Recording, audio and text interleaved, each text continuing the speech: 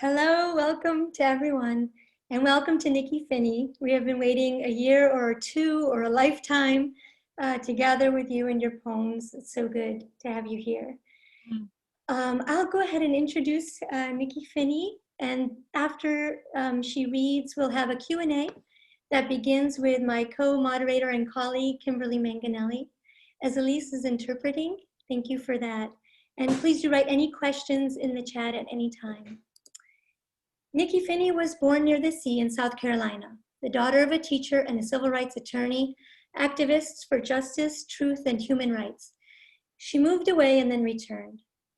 Nikki Finney is the John H. Bennett Jr. Chair in Creative Writing and Southern Letters at the University of South Carolina, with appointments in the Department of English Language and Literature and the African American Studies program. She has been a faculty member at the Cave Canem Summer Workshop and is a founding member of the Appalachian Poets. She edited Black Poets Lean South and is the author of On Wings Made of Gauze, 1985, Rice, 1995, Heartwood, The World is Round, and Head Off and Split, winner of the 2011 National Book Award for Poetry. Her newest book is Love Child's Hotbed of Occasional Poetry in 2020. It's a collection made of poems and pictures and materials, making a docu-poetry of life and art, and populated by what she calls insurgent sensualists. The plenty of awards and prizes would take way too long to list, but I just wanted to spotlight Nikki Finney's National Book Award acceptance speech. She begins it with the words, "We begin with history, the slave codes of South Carolina, 1739. And it's an amazing speech. In a world of laws that punished anyone found to be teaching a slave to read or write, or circulating incendiary literature, literatures of rebellion, she asks about, quote, the ones who longed to read and write but were forbidden. Against this prohibition, she asks, quote, what about the possibility of one day making a poem? In the preface to her earlier collection, Rice, Finney writes of being born, quote, in a tiny state that is half dipped in the sea. She says, it's a land thick with Spanish moss and swamp, cypress and live oak, and in its day, slavery and many a rice field. It's also, of course, where native dispossession and African rice cultivation reaped huge profits for white plantation owners who exported Carolina gold rice worldwide. Here in the upstate, we share some of that history. And the main campus of Clemson occupies the traditional and ancestral land of the Cherokee people. It is land on which enslaved people lived and worked, and land transformed into a campus through convict labor after Reconstruction. In Rice, the transnational routes of seeds, knowledges, plunder, and resistance become poems about what happens after difficult labors, in ongoing resistance against Native and Black land dispossession, in the archive of history, and where politics of knowledge and racism enter into the intimate space of a woman giving birth, as in the poem Afterbirth 1931. And there is the risk of freedom, of erotic love elsewhere running throughout these collections, as she writes in the Aureole, quote, if I touch her there, everything about me will be true. Nikki's words move, breathe, they make astonishing lines of movements. They lead us to the edges of how we have imagined living until now, and they ask, what would it mean to go beyond those edges? Please join me in welcoming Nikki Finney. Thank you, Angela. Thank you so much, John. Hello, Upstate. How are you? Thank you, interpreter. And wow, it took so long to get to Clemson. What's the deal? I really wanted to be there last year in person, and the students were so passionate, and the invitation was so perfect. And you know, COVID hit and we had to pause for a minute, but I didn't forget about you, and I wanted to come back. I wanted to come back for a lot of reasons. I have a very passionate connection to Newberry, South Carolina. My grandparents have had 110 acres of land up that way that I spent my summers on as a child. And I always tell my students, and I tell myself, that part of the reason I became a poet is because my mom and dad, who were in the city of Sumter, South Carolina, more in the center of the state, deposited me in that beautiful land called Newberry. And I began to really take in the loblolly trees and all of the cycles that happen on a farm. And I deeply consider myself a country girl because of those summers on the farm in Newberry. And so you're up that way, and that up that way has a lot of historical memory for me. And so we can talk about that maybe in the Q&A a little bit, but I have never been invited to Clemson before, and when the invitation came, I knew that it was something that I really, really wanted to do. Today is the birthday of Toni Cade Bambara, and Toni Cade Bambara plays powerfully into my life and my writing. Toni Cade Bambara was an American short story writer. She lived in Atlanta when I was in graduate school there, and when I left graduate school, I went straight from graduate school, from the frustration of graduate school, to her living room, where I attended my first creative writing workshop. And in that workshop, I was a young writer, a young poet, who fell in love with her own language, which a writer should never do. And I'll never forget the first thing she told me, well, maybe the second thing, when I came into her living room, because she was a host for writing workshops the first Sunday of every month in her home, which I had never seen any other writer do. And we stayed there from 12 o'clock noon till maybe sometimes 9 o'clock at night. And we worked on everybody's work. And I'd never been in that sort of environment before. But she told me one day, when I was so proud, and I brought my poem up to the workshop, and it was filled with pretty words. And I love lyrical language, and I still do. And she just kind of gave me the look one day, and she said, "Nikki, this is really pretty work." And then she said, "So what? So what? You can write pretty language. When will you learn to make your words do more?" And I left that day, and my ego was a bit bruised, maybe. But I had such respect for her as a writer, and such respect for her honesty towards me, that it was one of those moments that changed my life. And I have been trying to make my words do more than be pretty ever since. And so she set me on my life's path when I was 21 years old. And sometimes we have those moments. I don't know if you've been discussing them at the literary festival this week, but those moments stamp you in a certain kind of way, and they never let you go if they also turn you to a deeper truth that you need to dig for.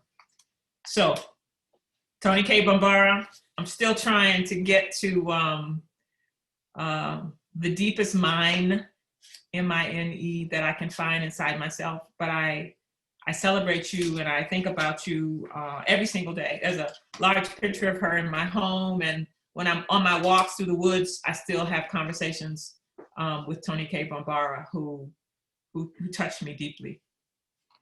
So I'm going to read a poem called Coda, and it's about growing those summers in Newberry. I'm going to start with this one.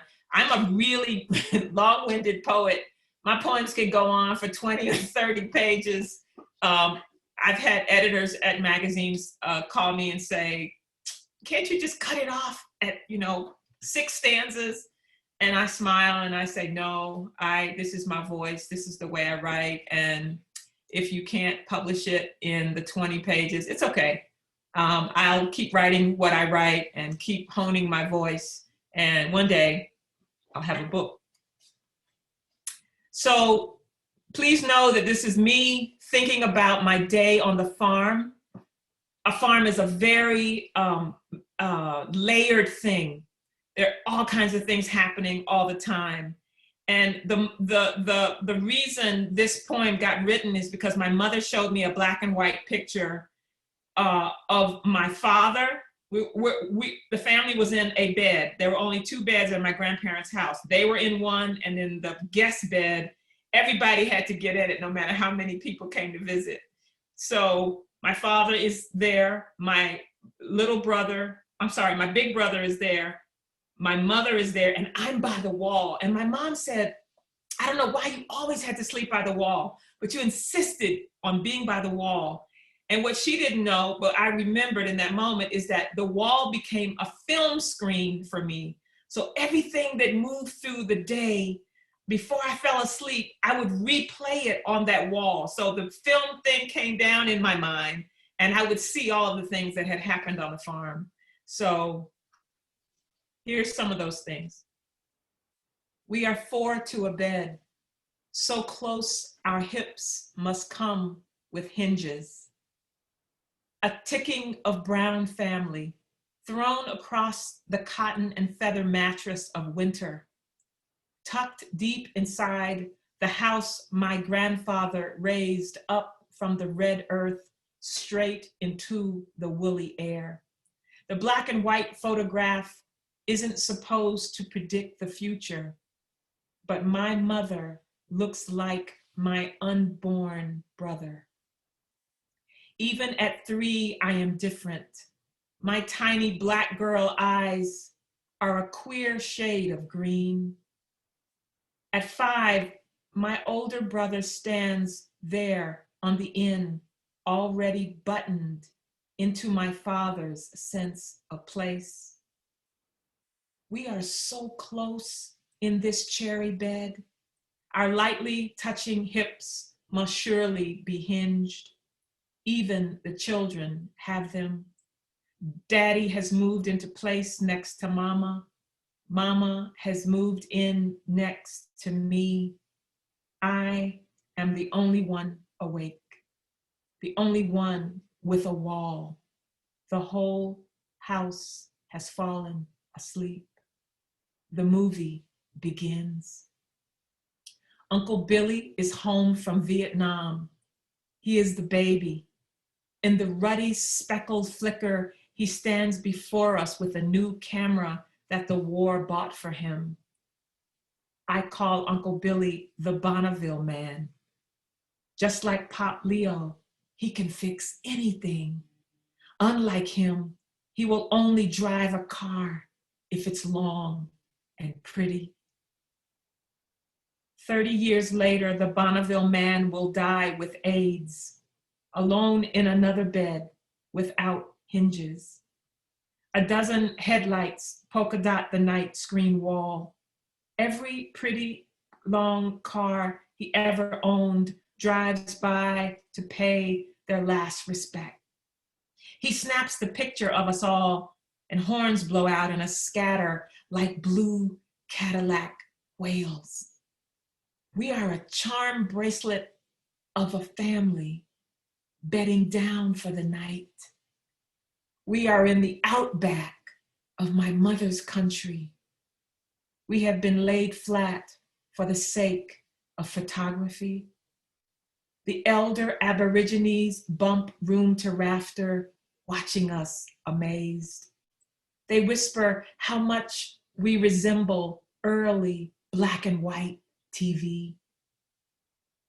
By midnight, more of us have joined more of us. We lop around the old 4-poster in a 3-dimensional ring like a black family cutout doll. We are joined at the hip inside the old home house. We have been hinged together in a place pulled from the red ribs of ancient Indian land, Newberry. We are Southern North American Africans. When we sleep together, the rubbing of our bones makes for a better crop. Daddy's hip bone click-clacks into place next to Mama, and a new brother, 7 years, 10 pounds, and 8 ounces away from birth, snuggles in next to me. The new tenant brother takes up space I thought was all mine. but Mama says not to move him. She says, he's the last one. She says, he will always need more of her. The Silver Queen has already been harvested, and now the second reel begins. And it goes on to talk about Peacock. It talks about a mad dog that came on the farm that my grandfather had to shoot with the shotgun. So many things that I remember in full color when I was a girl in those summers growing up in Newberry. So I also wanted to say that I am a proud aunt. I have a niece and a nephew who are matriculating at Clemson as fresh people this year. My niece, Colleen Finney, is a fantastic volleyball player for Clemson. And my nephew, Jerry Finney Jr., is a fantastic human being, finding his way on that beautiful campus. So I want to say hello to them tonight. And I also want to say my older niece, Felicia, graduated a couple of years ago, and she's now up in Washington, D.C., causing all kinds of trouble. So Clemson is in our family, and my sister-in-law also went to Clemson, graduated from Clemson a few years ago. So I'm always seeing orange trickle through the family when we have meetings in different arrays. I also wanted to say hello to Drew Lanham, he's one of my heroes at Clemson, and I love his work so much. The Home Place is one of my favorite books. I didn't know that there were other Black folks who grew up in South Carolina and had a deep connection to the woods and to the birds and the bugs and all things like that. And when I heard Drew the first time, I thought, oh my God, he's my brother. And so one of my dreams is to one day actually work with Drew on, I've already told him this dream. I was like, we have to do something together because we both love the out of doors so much. And so I'm always aware that when Clemson comes up, the word, that you all are so fortunate and so lucky to have him there with you, doing the beautiful work that he does. I wanted to, I'm actually gonna dedicate this poem to Drew. This is from my first book, Rice, and it's about my Uncle Freddie, who, my Uncle Freddie was a very special but different guy. And you have these families that we all belong to, and you have one or two people when they come in the door, they start whispering, the family starts whispering, okay, he's here, okay, Nikki's come in, I don't know what she's gonna do, it's gonna be a little crazy, or, they whisper about you because you don't quite fit in. Well, Uncle Freddie was that person in my family. And I loved him because in my generation, I didn't really fit in. And so to find somebody else in your family who didn't fit in 2 generations ahead of you or however many was just like nirvana. I thought, okay, I'll be all right because Uncle Freddie somehow made it through. He would go outside at night on his farm in Newberry and he would study the night sky. He knew all of the constellations. He knew from the constellations and from other things that he was reading up there, he planted his crops. And so people thought he was crazy to do it that way. But what they didn't know, and what I didn't know until years later, was that was an ancient African way of planting your crops. And the Dogon people of Africa, when I first read about how they read the sky and then went to their fields, I went, Uncle Freddie. And so I never got to tell him that because I didn't know that connection. But right before he passed away, he invited me into his home, and up in the top of the closet, there was a paper that he had written, and nobody in the family knew he had gone to a small community college to study astronomy and to study the sky. And so he had this paper that he brought down, and the title of the paper was, One Day When a Man Walks on the Moon. there was a big red F on the paper. And I was like, they failed you because you wrote this paper back in the 1930s or 40s? And he gave me the paper. He said, you keep this.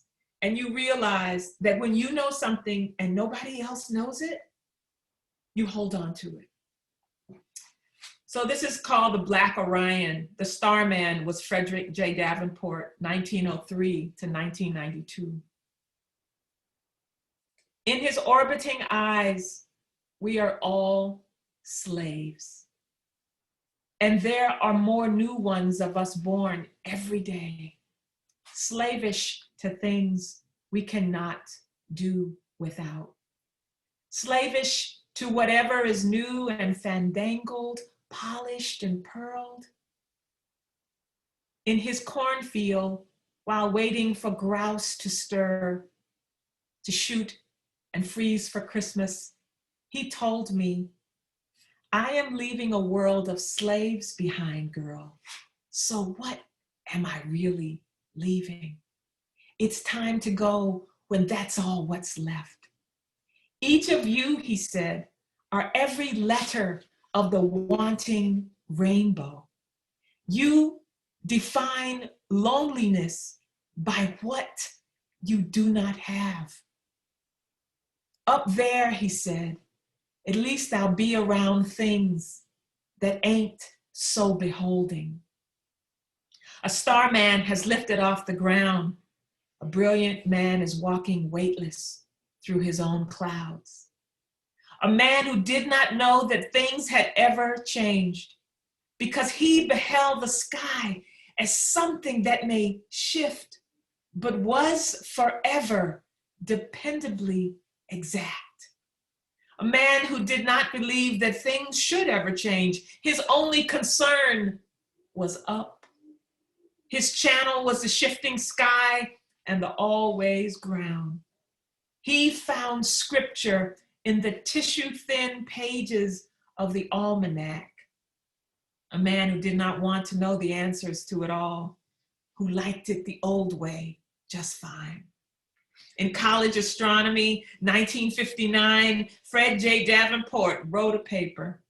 He predicted that in 10 years, more or less, a man would walk on the moon.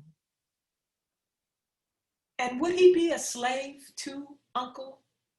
Of course he would, he said, if he turned around and came back here, handing in these dreamy notions to learned men who graded him poorly. Slaves, he said of them all, as he sat before their limited eyes. Slaves would only see it as illuminated soil. The starman saw it as real and therefore walkable. His prediction missed by only weeks. This blazing, unfettered man who spent his life staring at the sky more than he kept up or eye on any human sphere knew. He scared me, how he always knew. Don't you get on the road, girl, until Lyra lines up with Orion. Yes, sir. Barley-colored and bespeckled, tin caps and goobers always in his pockets, cracked shells, his human droppings all over his land. This is the real money, he would say to me.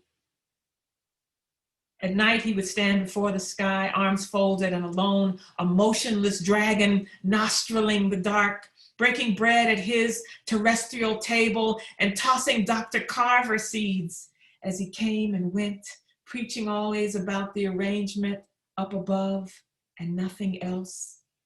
His white corn silk hair moving downwind like a cloud of gas and dust. The Black Orion, who planted taters and melons by the aggregates of lights and darks, by shooting stars in the aurora australis, explained to me that I was a slave. Why? Because I could never stay with him long enough to see his meteors shower. Because I could never come and visit him alone there in his pine tree galaxy, teeming with red dust bowls and candle flies, And to his unbuttoned eyes, there, it was always too sacred and dark, too perfect and complete to ever welcome any hardbound, no-count books. So many times I came up his road, a skinny, empty-handed woman, and left a fat, imaginative girl with too many presents for my arms to carry. On Sunday, I call home. I hear Mama say, "He's gone, baby." The Starman left the ground today, lifted off without me, just like he said he would. Gone up, away far, far from all of us, clinging, sightless, slaves.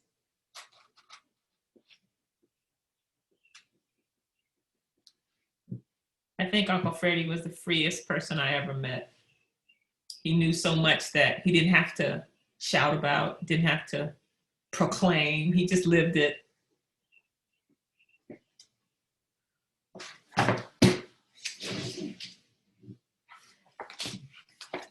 So, I became a poet out of a deep affection for words and language and storytelling, the storytelling that I heard in my family. And I didn't know how to become a poet. Tony K. from Barra was a part of that equation for me. But also the music of language, and I was telling my students today that studying a good poem is so much more than studying a poem. It's about the kind of communication that can happen between people when all your guards are down and there's nothing at stake except telling the truth and telling it in that beautiful way, and making sure you focus and look at something that typically people don't spend a lot of time on. And so I had just, this happened years and years ago, I had just, someone had broken my heart. And as will happen in this life, if you live long enough. And I was also, one of the things I love to do in poetry is to connect disparate things that don't seem like they go together, but find the sort of line that runs up their spines. And so at the same time my heart was broken, I was learning a lot about heirloom tomatoes. Seems like you're not gonna make a connection between a broken heart and, a Cherokee purple, right? But if you're a poet, you look for the through line.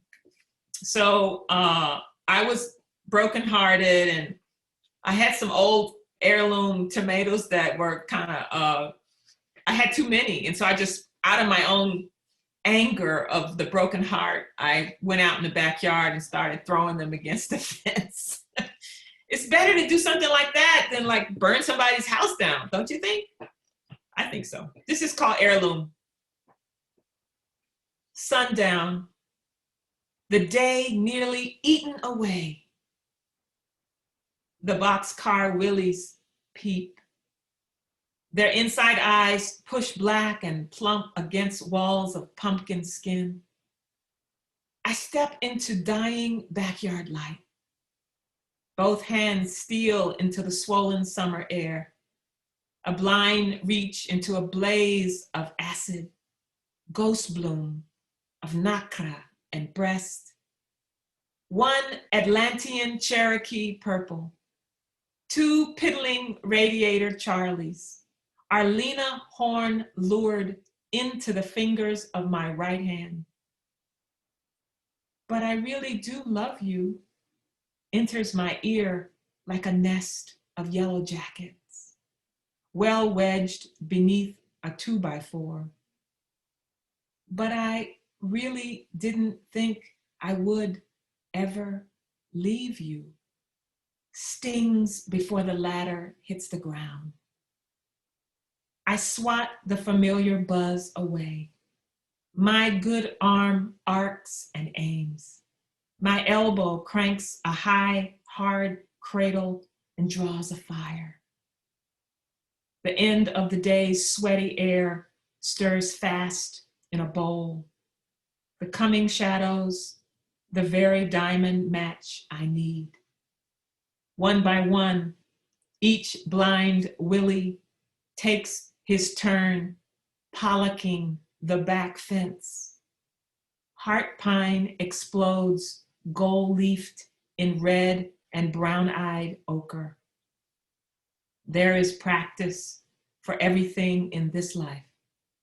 This is how you throw something perfectly good away. I had a student ask me about that poem. There were so many things they were asking me. I take the name, the proper name, Pollock, Jackson Pollock, the painter, who I was also at the same time of studying heirloom tomatoes, studying American painters. And so I turned his name into a verb, and the student was just, "You can do that?" And I was like, "In poetry, you can do that." And so I love that story because there's so much permission in when you are clear about kind of like what the disparate things you're bringing together. It's the reason you keep writing. I think one of the reasons you keep writing, for the surprise. I didn't know pollacking would be in that. I didn't know that the heirloom tomatoes would stand their ground in this poem, but it's one of the beautiful things about being a poet. Okay, so maybe the new book is Minglements, as Angela said, Love Child's Hotbed of Occasional Poetry, Poems and Artifacts, a book I never thought I would write, put together. I never thought anybody would publish. And it has ephemera, it has things in it from my entire life, the long road of my life, because I am a pack rat also. And because I love keeping things and I love looking at how those things matter. So I'm going to read maybe one or two things from here. This book also has these things I created called hotbeds, because I am a gardener. I have to have my hand in the soil like my grandmother taught me. And so I use the journal book as the place where the poem first begins. The idea, the thing I'm kind of wrestling with and trying to look at on all sides happens in my journal book. So those are hotbed moments. And then the occasional poems are what those hotbeds grow into. And so it's a different kind of assortment of things for a poetry book, but it's perfect for me because it's exactly how I work in the world. So I was asked by Wofford College years ago to write, they were redoing their main building, and they were announcing that the main building on Wofford's campus had been built by enslaved labor. And this is one of the occasional poems that I wrote in this book. And it's a really important poem for me, and it's a really important research that I did for Wofford and for uncovering and bringing into light the fact that that enslaved labor had begun this college up there in the upstate in Spartanburg. It starts with an epigraph and it goes like this: "Tradition has it that the workmen were Negro slaves, but whether that applies to only the common laborers or to skilled workmen, I cannot say." David Duncan Wallace, The History of Wofford College, 1951. This poem is called The Thinking Men, because I know that the men, whether they were common laborers or skilled workmen, were thinking men. And that's one of the things that I wanted to put out into the world that we don't talk enough about, especially in South Carolina, how many buildings back in the 1800s were brilliantly and beautifully built by enslaved labor. More than blue fingers and endless backs, to teach us was against the law. Our math, mind, and muscle could see beyond what they thought they had enslaved. We knew more than we could say. In the middle of a cow field, every heart-hammered purpose nailed a learning floor, poured tower 1 and 2, 100 feet high, arms and legs ballooned in ballet, sweltering in the endless daily march and task, holding close okra soup. We laid roof and wall from east to west, all progress, safety pin to weather, 20 pennies, and architect's disposition. We were thinking men. Our hands were living blackboards. A true and readable account is what we wanted left behind. The toil and mission of character planted in the soft stew of oak, dirt, rain, tar, and longleaf pulp. From Chianti to Chianti, in between the pegging and plugging of labor, a man can sign his name to his grindstone quest, with or without budget or permission. Who he is, the thing done, melded into his own cash and coin, as long as the walls themselves stand tall. This was no simple field fence, some easy throw of dung, sod, and sop meant to keep hog and mountain lion out. We raised this place in the name of the new day coming, how we would one day be counted along with the day-to-day blight of life, equally wormed out. We carved out these doors and hallways for the long grasp and bright understanding that would one day arrive, realizing all the while that those who entered might not only fish for answer, root and dive for more than heads or tails, but also memorize for the sweet curve and curl of the words themselves. There is a mix of Bantu and Gambian oil, fingernail and spit, 10 cups of elder choke cherry blood run along 226 feet and cord. In every whirl of mud, a print of our day-to-day has been made great and permanent. Math, mind, and muscle ply deep into each and every dark seam. It goes on where it ends with one of the workmen standing in the room and imagining what the day might be like, where he wouldn't have to build such a schoolhouse for others, for the young white folks of Spartanburg and the day, but what would it mean like if he could build a building and a classroom like this for himself? So one more, and then we will open it up to you. I love ekphrastic poetry. Love it, love it, love it. Can't get enough of it. Find so many things to write about. I want to read this last poem. This is a picture, a photograph of an oil tanker on the Gulf of Mexico that has made a spill. And the color is orange and red.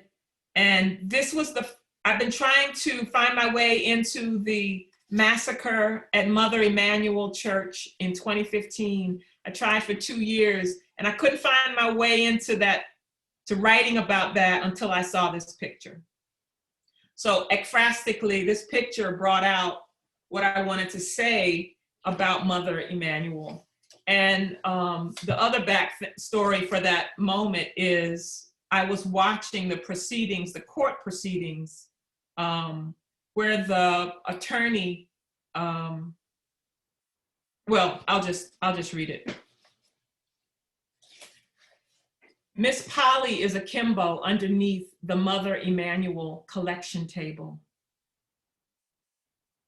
The one who came to start the next civil war walks up and speaks to her directly.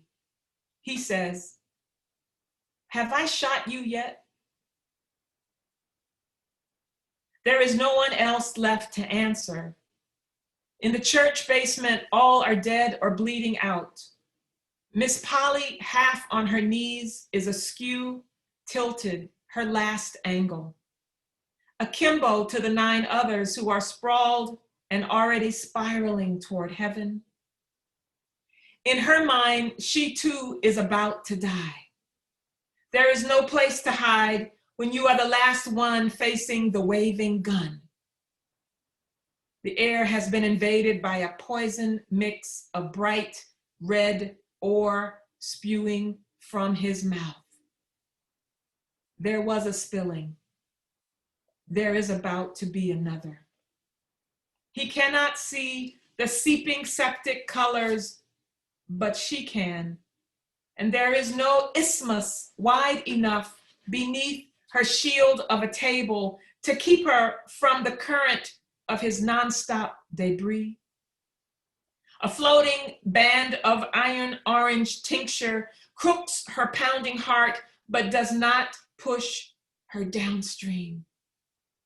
She waits sideways, as high up as she can, refusing to look at him. She knows how evil can enter through the iris if beheld too long. She will not be all black and blue, unsure of what has been released in the room. A river of flaming copper is moving slowly through her blood. She is an honest woman and has seen with her own two honest woman eyes what hate erupting inside a man can do. And what this one has done. She decides that her last words on this earth will not be camouflaged and khaki, handed over just before he runs out the same way he walked in. When he shot the pastor, she could have faked it, fallen over sideways, held herself perfectly still, asked her body to lie for her, but that would not have been the life she has lived. It will not be the death she dies at his feet. She turns into the last one standing, and her molten answer arrives. It is the color of pounded beets, beaten out of their safe skins. Her persimmon words outline every beloved bullet-riddled body still lying on the floor. Have you shot me yet? No, you have not.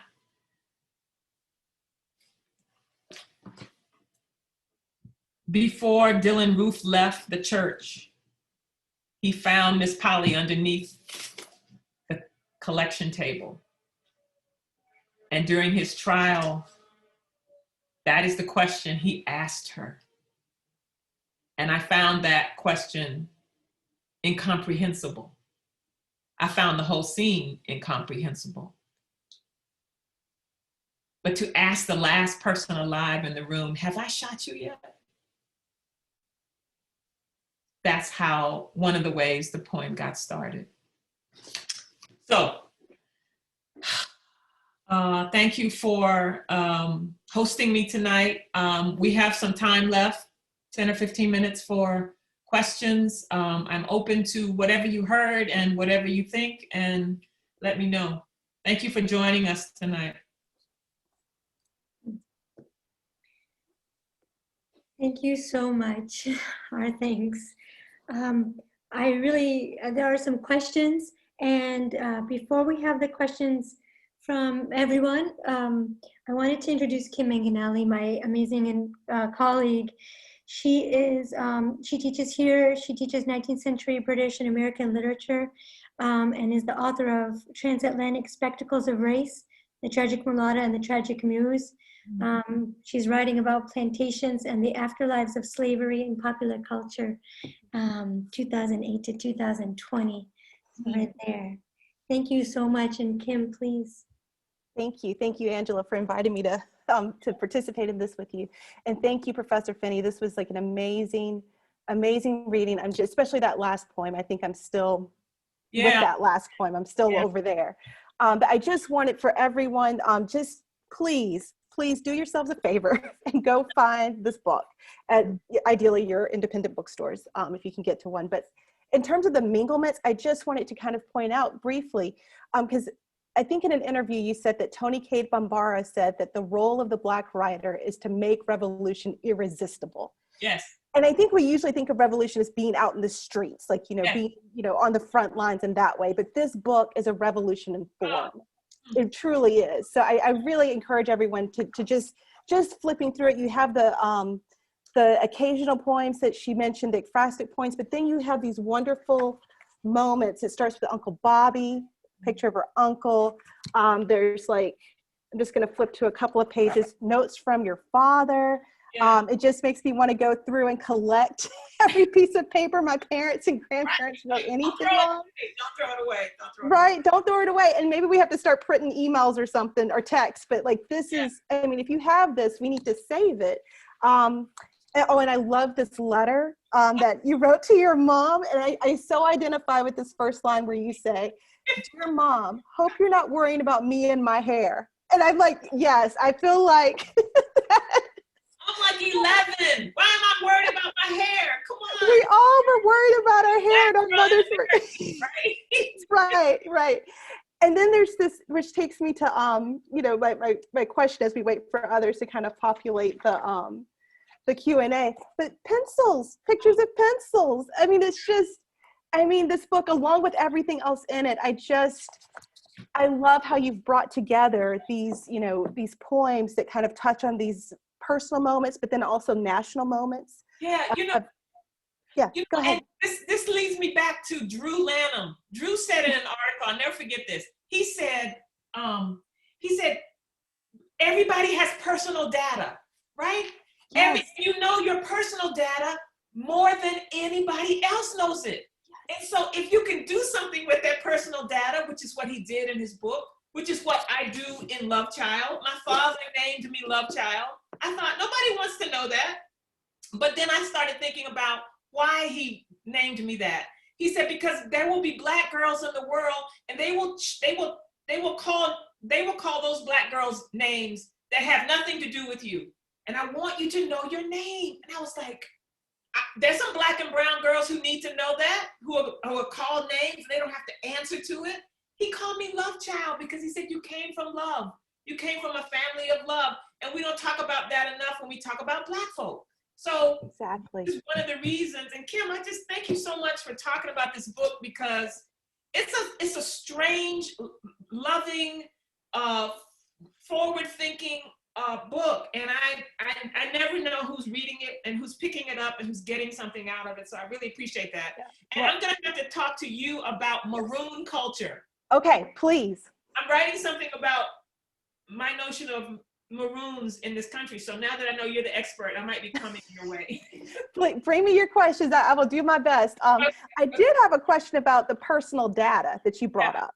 Yeah. Because you mentioned, like, you know, the hotbeds are coming from your journal book, and you said it in the singular, but I read in an interview that you have 159 of these books. So can you kind of talk about, like, how in that regard, like, what was your process for choosing which of these hotbeds, which of those journal entries were going to become the hotbeds that ended up in the book? It has to do with what's talking to each other, right?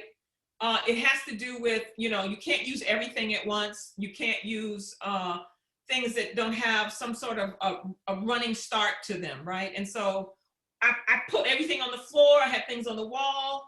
And I was looking at what pieces of ephemera, what letters were talking to each other. And because I know what they all mean, but if I'm gonna put this in something that, you know, goes out into the world, I wanted to make a little bit of sense. And so what photographs, there's a photograph of my mother who went up north to run an elevator as an elevator girl. And there was a poem, right, that I was a hotbed right next to her. So it's not narrative, it's not linear, but it's narrative. So it doesn't go 1 to 10, but it jumps around. And the constellation of what is built here is a world where a curious Black girl who thought she had to leave South Carolina when she was growing up, when she was graduating from high school, because she thought there was no place for anybody like her. And so once I understood who I was out in the world, that was the perfect understanding of being able to come back home and be an artist and show and talk about things that South Carolina, the people who are in charge of South Carolina, typically don't want to talk about.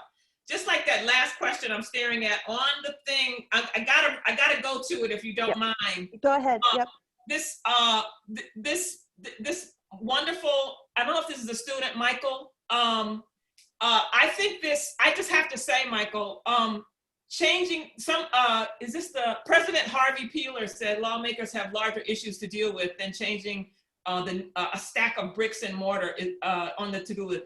I think that is such a negation of responsibility. I think that is such a slap in the face of the history that has gone on in South Carolina for 200 years. It's like, this isn't just bricks and mortar. This, same way at the University of South Carolina, it's not just Clemson. It's that people don't want to turn and look at the true history of this state. And it won't get off the bottom list of all the national lists until we turn and look at those things and give them the right kind of looking over, that where everybody is included.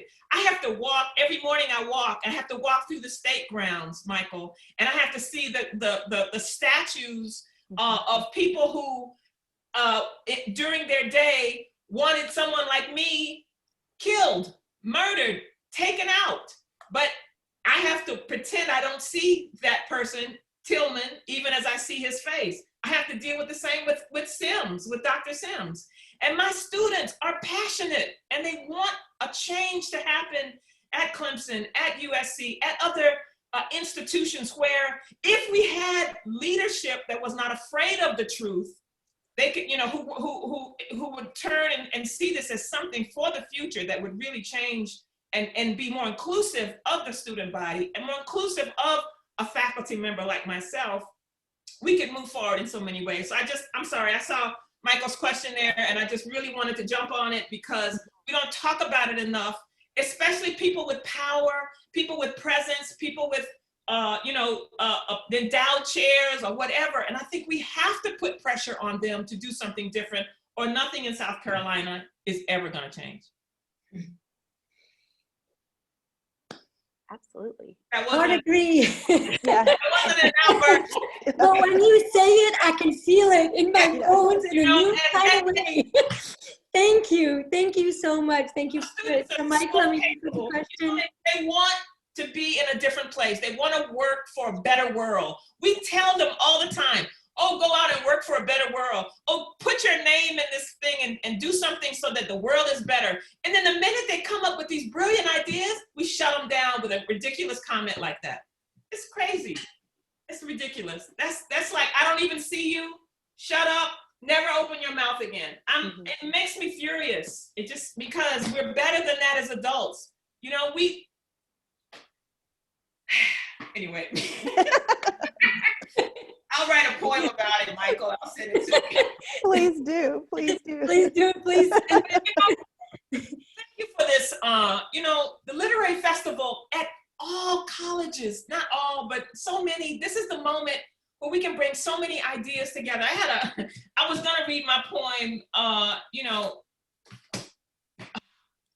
There's so many poems that I want to read about South Carolina because there's so many young poets who think they can't become artists here because the minute you have an idea, a poem, a thought that has to do with a better world, a more judicious world, a more judicious society, where not one Black person makes it to the top, or one brown person, or one Native American person, or one Latina, but coalitions of people who believe in the truth.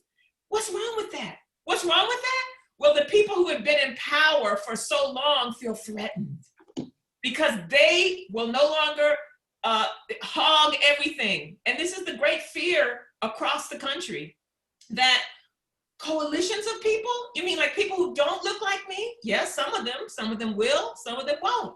That's what being American, should be at the heart of.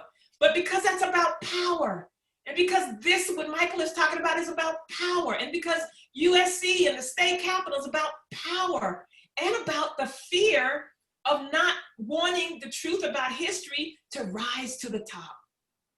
It's so clear. Our students know it. And the people who could do something about it run and hide. They run and hide, and they run and hide, and they instead spend their time on gun legislation. You know, should we carry a gun into a restaurant? What? Should we, you know, all those kind of ridiculous things, instead of making the society better for all of us. All of us. That's all we want. And I think that kind of brings a through line that I saw in your poems. It's like this sense of like, you know, because it really hit me that Black people, we were like the only people in America that were legally restricted from learning how to read, to write, to become literate. And I think that sort of desire for knowledge, this desire for what that change can do, you know, like what knowledge and education can do for a person. We see that in the Wofford poem, the one that you read about your uncle writing the space, you know, the paper about walking on the moon. Yeah. And I think it goes to like the question that Mike posed, you know, where we have these students that we've trained up, we've given them our knowledge, we've given them our education, and they're trying to make change with it. Right. And then the people who could do something with it give a sidearm comment or say, or turn the naming of a building, which is a huge thing. Everybody who knows how that's done knows that it's a huge thing. It's not brick and mortar, it's history. Those buildings impact students for hundreds of years. They tell students on different college campuses and at the state House of Representatives who is important in the world. You don't see any Black statues of Crispus Attucks or freedom fighters who fought back against the Black codes in Charleston in 1839. Why? Because of what you're saying, Kim. Because if they had allowed Black people to read, to understand what being enslaved meant and how to undo it. So don't read. If you read, we take your eyes out. If we catch you reading, we chop your hand off. I mean, these were violent attacks toward the passive but active act of empowering yourself. That's what our students are doing. And instead of having educated them in the ways we say we want to and put them out into the world to be change agents, we shut them down. We should be embarrassed. I don't know how much longer we can, I'm here, I can stay, but I don't know if you guys can stay. I think we just have a few more questions, yeah. We'll leave it to the director, but I think we have time, if you are willing, we are willing. Yeah. And there are several questions, and just as the smallest of notes, but the historian Vincent Brown has an amazing book called Tacky's Revolt, and it's thinking about the geopolitics of slavery on a global scale and African warfare in that history shot through with the history of empire and of South Carolina. And there are so many ways that the constraints have been by design and at great cost. By design, Angela. Yes. By design. I went to a liberal arts college, HBCU, where you walk into the library, Talladega College in Alabama, and when you saw, the first thing you saw were murals by Harold Woodruff of Q the African. These Africans were in insurrection. They had come into American waters, and they were like, look, all we want to do is go home. We don't want anything you have. We don't want to stay here. We just want to go home. You have stolen us from home, and we want to turn this ship around. So an insurrection happens. People are killed. The Amistad is a symbol in American history. There's a long story of them being caught because the people lied to them and the trial that was held. But really, all people wanted to do was get back home. They were stolen from home and wanted to get back. But the whole insurrection is like, I will fight for my liberty with everything I have. Just like you see young people today saying, I will fight for freedom and justice with everything I have. I have one life. I want this world to be a more just place. I don't want it run by 1% of the world's population. We need these young people doing things in climate change. You know, South Carolina is at the bottom of the list except for gun manufacturers. You know, the politicians say every day, everybody in South Carolina has a gun. No, they don't. No, they don't. And why should South Carolinians be known as the gun manufacturer of the world when after the shooting up in Connecticut, they threw gun manufacturers out? You know where they went? South Carolina. Because the lawmakers here gave them tax-free space to make more guns and ammunition. Why did I come home? Because I'm a South Carolinian. And this state belongs to me, just like it belongs to everybody. I'm not moving away. I'm not moving back. I'm not giving those with voices who are neglectful and injurious all of the space. I'm not. I was taught that when I was younger, because you're taught to be modest and you're taught to well, that's not polite, you know, things to say in polite company. When you go to a place and you're invited, you shouldn't say things against the people who are in charge. Well, I'm from the Majeska Simpkins School of Truth. And if you don't know who Majeska Simpkins was and is, look her up. She's the great matriarch of telling the truth in South Carolina. And she's my shero every single day of my life that I've been here. It's beautiful. We need that radical history and a radical future in the making. There are some students who have questions for you, and we're thinking about them. If you don't mind, I'll go ahead and read some of them. They're asking, you know, where do you draw your inspiration for writing from? Do you still find yourself looking back on your childhood? I think we can find that answer. And also about your family and the relationship they had to your career. Were they ever doubting your decision? Yes, of course. Yeah, I love it. Can I just say also? You want to be a poet? You want to write on the side? That's what you want to do? No, Mom, Dad, I want to write. I want to do books. Oh, poor baby. Go to law school. That's what they would say. That was the answer to everything. Go to law school. And I would say, no, I don't want to go to law school. I want to write poems. I want to do research. I want to talk about the history that they are scared to talk about. Yes, they will always doubt you. And then you come home one day and you say, hey, I got a book. And they go, oh, well, maybe, okay, maybe that'll be okay. We'll see you through a little bit. They never gave up on me.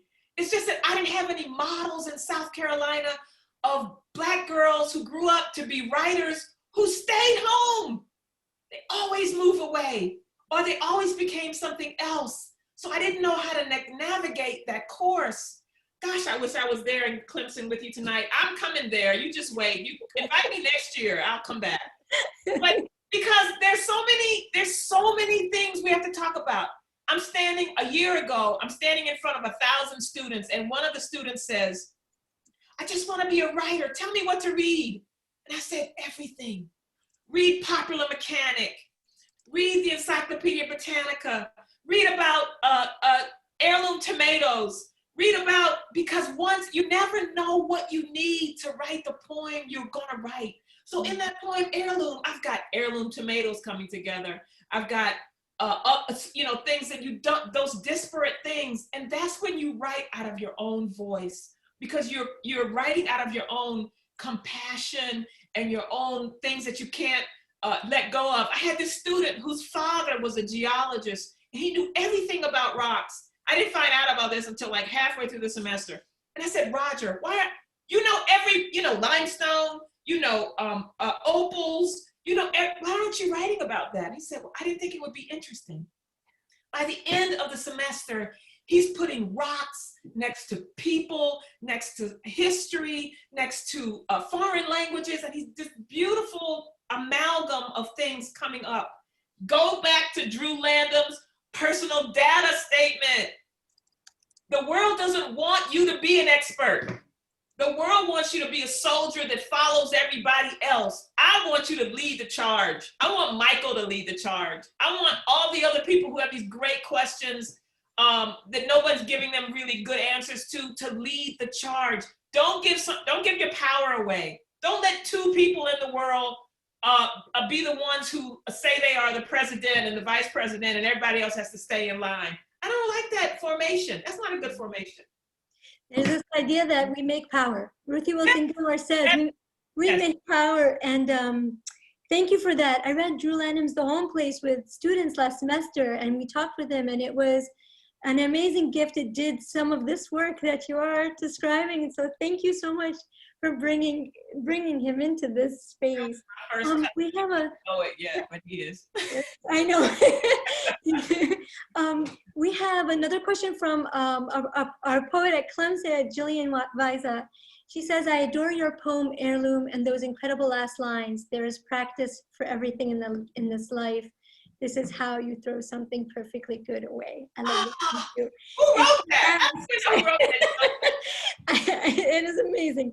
She asks, in writing the poem, did the voice of the beloved surprise you? Did the last line surprise you? How do you encourage everyone or any subject to enter your poems? The surprise of those last lines, you cannot be a writer and write once a week. You cannot be a writer and write once a month. You have to write every day, because when you write every day, you know when you get to something and it's good. It's kind of like a runner. A runner doesn't run once a week or once a month. A runner runs every day. The first mile is the hardest. You got to get your breath. You got to get your rhythm. A trombone player, a clarinet player, people who play instruments, they don't practice once a week or once a month. You know when you hit a note with your finger or your breath that you push it up to the next level. When I was working on this poem, I was like, there's some really crazy things. And then I got, throw something perfectly good. This tomato was perfectly good, but I didn't want to break something, so I took it instead. But it really is the epitome of the perfectly good thing. So when you're working as a writer, you don't know you're going to get to that, but you know when you hear it, you're like, oh, stop, get that down. And that's what the rhythm happens when you write every day. I woke up, I was going to sleep last night, and I was thinking of something that I wanted to work on, and a line came to me. I woke up, I always have paper by the bed, and I wrote it down. And then I woke up this morning and I said, oh yeah, I need to work on that, because writing and those lines that I don't know where they go sometimes will fall into place if I'm working and if I'm paying attention in the world like I should. Great question, Jillian. Beautiful. And there's sorry. Question to that. Because I think one of the questions I had was, especially for our students out there, because I think it's very easy now to, like, the thing we don't reach for the paper always, we reach for our phones. Yes. And I think when I'm thinking about your personal data and how you talked about that, I think a lot of us use, Instagram, social media and all of that as our diaries, but can you make a case for the notebook as like as the place to do this work? And then for those students that are afraid because they're like, oh, I don't want to do Dear Diary, I had a bad day, I don't know what to do that. What do we put in a notebook for those of us, that might be just starting out or curious or wanting to explore this? Where do we start with the notebook? I know I'm old school. I wear it. I'm old school. I also, the first 2 or 3 drafts of something then make their way onto the computer. Okay, so I'm trying to come modern. I'm trying to come into modernity, kicking and screaming. But for me, creation is I'm very turtle-like. I'm much more turtle than I am hare. I don't write fast. I write deep. I believe that there are instruments. I love my hand. I love what my hand can make. I come from people who made things with their hands. They didn't tweet all the time. They never tweeted. They didn't, use the computer. I need to be tactile. I am the insurgent sensualist. I need to smell things. I need to feel the wood of this table. I need to see what the paper feels like. So, because all my senses are stimulated when I do that. If I'm tweeting or texting or any of that stuff, my senses aren't involved. I'm just trying to, write something. But if I slow myself down, this is about the world of the sensualist. This is about the world of my senses. And this is really important to me when I'm composing something. I do still love that beautiful line, but I want to make it work harder now. I want to make the person listening lean into what I'm saying, so that even when I'm saying the hard to say thing, I'm saying it in a way that has some beauty in it, some beauty around it, because I'm not ranting. I can jump up on this table and rant, but that's not a poem. A poem has to be made. And when you make something, you have to have tool chest. You have words, you have verbs, where your verbs are crisp and they take those beautiful lines up and down or around. You have to have enjambment, in words. You have to have adjectives. You have a whole chest of things to use. So I can't just use my emotions. I have to use the tools given to me. Every artist does that. A painter knows the 20 different colors of yellow and where to put them when they're using that in their palette. I want to be that knowledgeable about words and about my hand. I have a pen thing here with colors, because I will write something, right? I'll write a line and then I'll come back with an orange pen and go, this is color coded. So the orange means something, the purple means something, and it's a map. I've made a map of what I'm making. This is slow, diligent, time-consuming work. If you don't want to be a poet or a writer, go somewhere else and do something else. But this is a really time-consuming, all-in kind of affair. You can't write a poem for my class walking from the dorm to my classroom. I'm sorry. You can have an idea, you can have an inspiration, you can have a thought, but you've got to then sit down and do the architecture. There's an architecture to a poem. That poem about Miss Polly was 2 years in me. And I said, I don't want to just write another poem about somebody being killed. You know, that's not the poem I want to write. I wanted to write about her, the way she sat under that table and didn't let somebody with a gun change her mind about who she was. That was the poem I was looking for. And so sometimes you never get the poem when you want it. Never, ever, ever. But you have to give it the time and all of you, as much of yourself as you can, because it will arrive if you do the work at hand. Ta-da! Okay. May I ask one last question? Sure. Yes. Thomas Griffin has waited. Okay. Was the first to ask a question, and the last to be answered, maybe. And it has to do with this. Everything you said is so amazing, and it comes down to wanting to know more. He asks, "What did you mean when you used that line, 'The silver queen was harvested'?" Oh, Talking about the Newberry summaries. So what is that reference to? corn. Silver queen is a kind of corn. And see, this goes back to that student asking me from the stage, what do I read or what do I need to know? Everything. My grandfather planted silver queen corn. And I love, and as a poet, I remember that phrase. I didn't know it was a special kind of corn back in the day. I just thought silver queen, wow, silver, there's the color, queen, there's a, kind of majesty to that. So instead of saying whatever the line was, corn, isn't it much more interesting to say silver queen? Of course, because I'm a poet. I know, like, I do words. So I'm telling you, so I would have, if I had written corn on the line, the corn had been harvested. I would have circled corn to say, that's not interesting. I need a different kind of word there, like silver queen, kind of like the heirloom tomato poem. Can I just say that I taught Head Off and Split last year, thinking we were gonna see you last year. And a student, we talked about heirloom tomato and that poem. And the student finally said, but I don't understand what is an heirloom tomato. What kind of tomato is it? And so it opened up so much about heirloom and heirloom tomatoes. And I just want to say thank you to that. You've done it now also with the Silver Queen. Angela, that's the revolution. You know, that's to make right, Kim, to make Right. revolution irresistible is like, I am going to learn the names of corn. I'm going to learn the names of tomatoes. That is, you have to be curious to be a writer.